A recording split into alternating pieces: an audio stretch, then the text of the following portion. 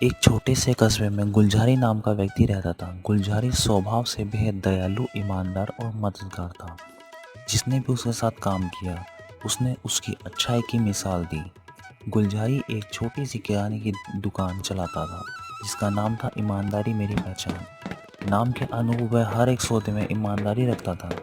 एक दिन उसकी दुकान पर विक्रम नाम का युवक आया, जो देखने में बहुत परेशान लग रहा था। विक्रम ने कहा, भाई साहब, मैं बहुत परेशान हूँ। काम की तलाश में भटक रहा हूँ। अगर आप मुझे कुछ काम दे दे तो मैं अपनी मेहनत से आपको निराश नहीं करूँगा। गुलजारी का दिल पिघल गया। उसने मुस्कुराते हुए कहा, ठीक है विक्रम, कल से आना। मेहनती हो तो भाग्य जरूर बदलेगा। लेकिन एक बात का ध्यान रखना, ईमानदारी सबसे बड़ी पूजा होती है। विक्रम अगले दिन से काम पर आ गया। धीरे धीरे उसने गुलजारी का दिल जीत लिया। गुलजारी उसे अपने बेटे जैसा मानने लगा। धीरे धीरे ऐसे ही दिन बीतते गए। विक्रम अगले दिन से काम पर आ गया।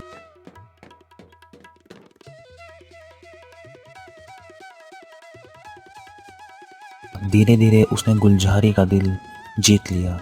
गुलजारी उसे अपने बेटे जैसा मानने लगा। धीरे धीरे ऐसे ही दिन बीतते गए।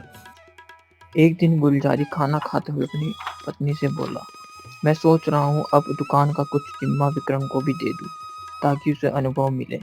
हाँ जी, आप सही बोल रहे हो। यदि विक्रम को दुकान का और जिम्मा मिल जाए तो उसे काफी कुछ सीखने को मिलेगा।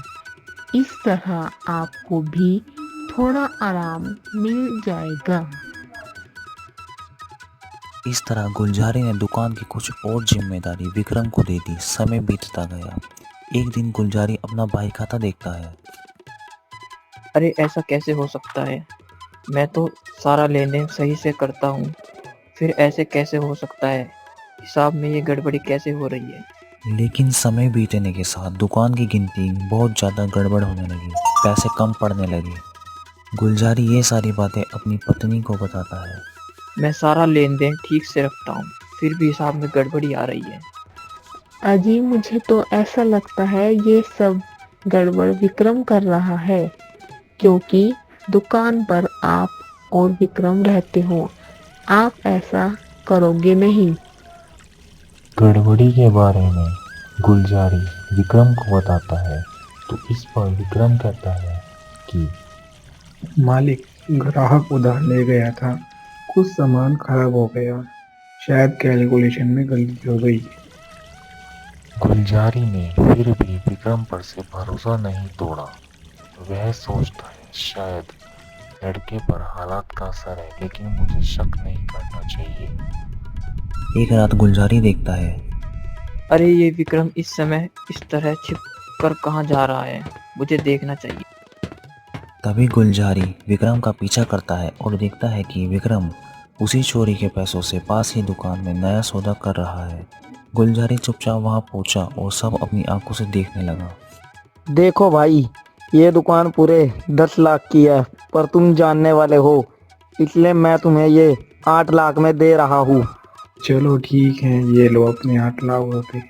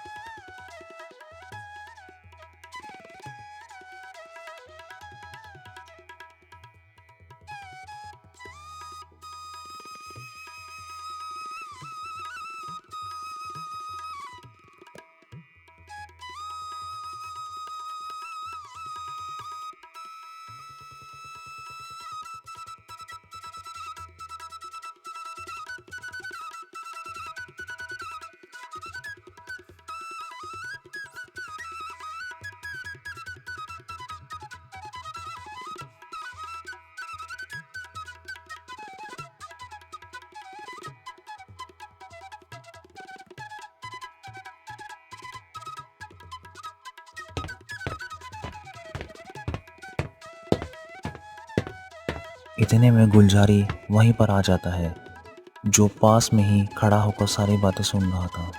मैंने तुम्हें अपने भाई की तरह रखा और तुमने मुझे ही धोखा दिया। ये तुमने सही नहीं किया विक्रम। विक्रम गुलजारी को देखकर चौंक जाता है और कहता है कि साहब गलती हो गई, मैं लालच में आ गया, मुझे माफ कर दो मालिक। गुलजारी ने गहरी सांस ली और बोला, गलती तो इंसान से ही होती है बेटा, पर जब धोखा किसी की फितरत बन जाए तो उसे कोई भी अच्छाई बदल नहीं सकता। पास में ही गुलजारी की पत्नी खड़ी थी। वो बोली, आपकी अच्छाई के कारण ही लोग आपको धोखा देते हैं। विक्रम ने सिर झुका लिया और चला गया। गुलजारी की आंखों में दर्द था पर चेहरा शांत।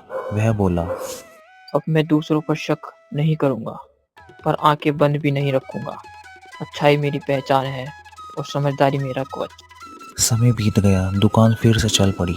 लोग कहते थे, गुलजारी सिर्फ सामान नहीं बेचता, वो भरोसा भी बांटता है।